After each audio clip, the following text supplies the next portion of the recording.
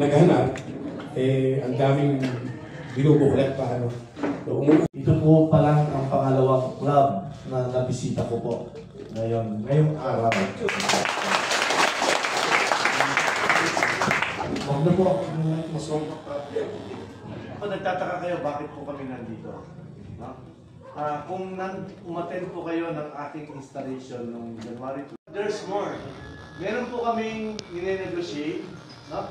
Na kapag itong ID nyo, pumunta kayo sa isang establishment, magkakaroon kayo ng 25% discount.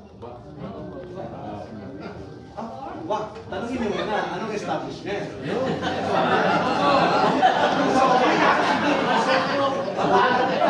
Kapangiti si Kuya Mel, saka si Kuya Ruel. Hindi, alam nyo po ba yung...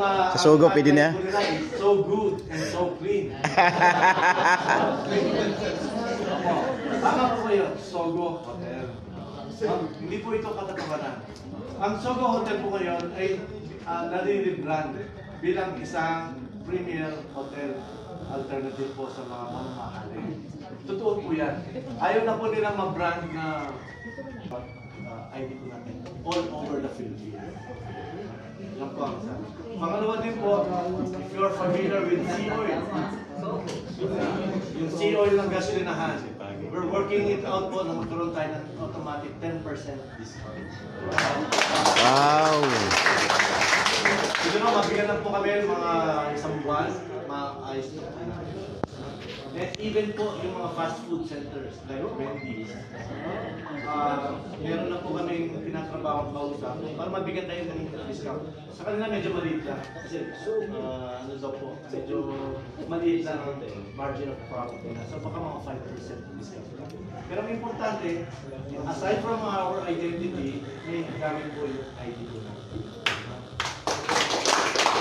kasaganaan, kung may problema man, lalo silang tumatag sa pananampalataya. Salamat po, Panginoon Jesus, sa lahat ng kanilang tinanggap sa nagdaang taon.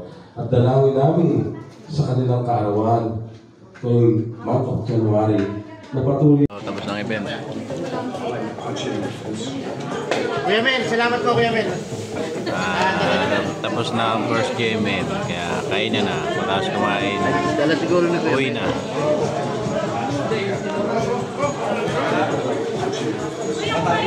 Parang native ito.